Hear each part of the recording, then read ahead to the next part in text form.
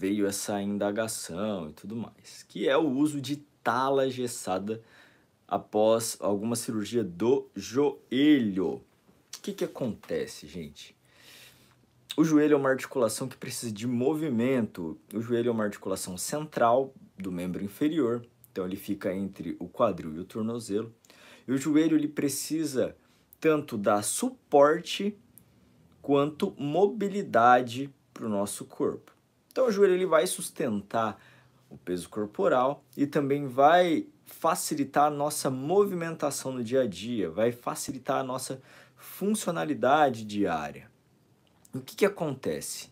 O joelho ele é uma articulação sinovial. A articulação sinovial é aquela em que existe líquido sinovial circulando dentro dessa articulação. O líquido sinovial é um lubrificante articular.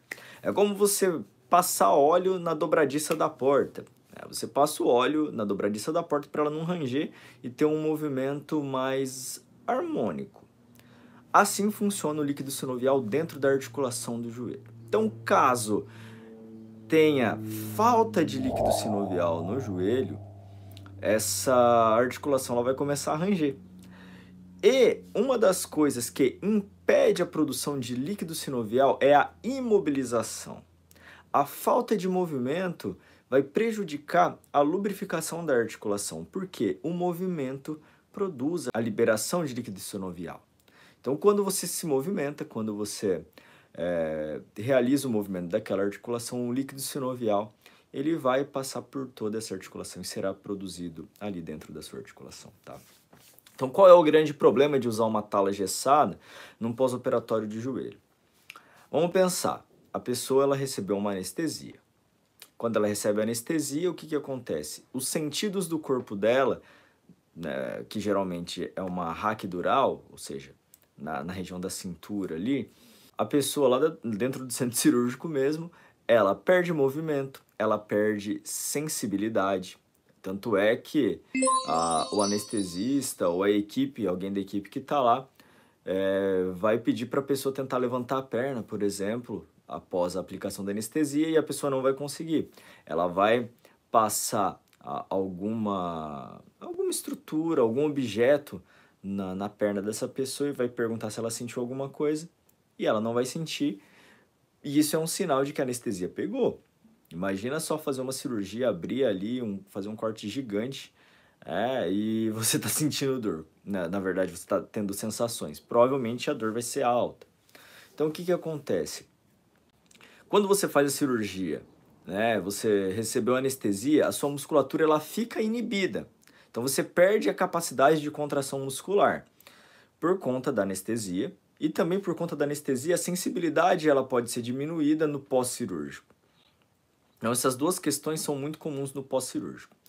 Aliada ainda aos cortes que são realizados para fazer a cirurgia, por menor que seja, né, como no caso de uma videoartroscopia, onde são feitos buraquinhos pequenos, a pele foi cortada. Se a pele foi cortada, passou também pela fáscia. São estruturas que dão certa sustentação para o corpo, para aquela região. E elas são intimamente ligadas. Então, pensa só, você tomou anestesia, a sensibilidade diminuiu, a musculatura contrai menos, você cortou estrutura que dá sustentação também, que transmite energia, como no caso da fáscia. E aí você vai lá e bota um gesso para bloquear a articulação. Se a falta de movimento não produz líquido sinovial, a articulação ela vai enrijecer, vai ficar mais difícil movimentar. E, pensando nisso, quando você não produz movimento, o músculo não contrai. Se o músculo não contrai, ele fica ainda mais inibido. E a sua função lá na frente vai ser prejudicada. Por quê? Se o músculo não está contraindo, você não produz movimento, você não consegue executar tarefas. Porque todas as nossas tarefas precisam de contração muscular. Então, para você simplesmente pegar um copo d'água e tomar, você precisa de contração muscular. E uma contração muscular de diversos músculos trabalhando conjuntamente. Então, assim, a grande dificuldade de você colocar um gesso após uma cirurgia do joelho é ficar tipo 30 dias imobilizado e não movimentar. Por quê? Nosso corpo ele tem um sistema muito inteligente que, quando ele entende que você não está usando determinada estrutura, ele acaba diminuindo a atividade daquela região. Então, se você não está contraindo a musculatura, ele vai mandar menos informação para aquela região e, consequentemente, o que era tecido muscular, por exemplo, vai depositando ali estruturas não contráteis, porque ele entende que você não está usando, então você não precisa. Dentro da articulação não é diferente. Se a articulação não se movimenta, ele vai jogando tecido fibrótico ali, porque ele entende que não está utilizando. Então, se você não está utilizando aquela articulação, ela vai ficar enrijecida. E se ela fica enrijecida após uma cirurgia, é a pior coisa que pode acontecer. Porque você vai perder força, você vai perder função, você pode perder a sensibilidade, enfim. Vira uma cascata de acontecimentos ruins e muitas vezes precisa fazer uma outra abordagem cirúrgica. Então, assim, em alguns casos, ainda hoje, pode ser utilizado o gesso, tá? Pensando em proteger aquela área. Mas, como tudo evolui, a medicina também evolui bastante. Existem outros dispositivos que podem ser utilizados para fazer essa estabilização, para promover essa estabilização.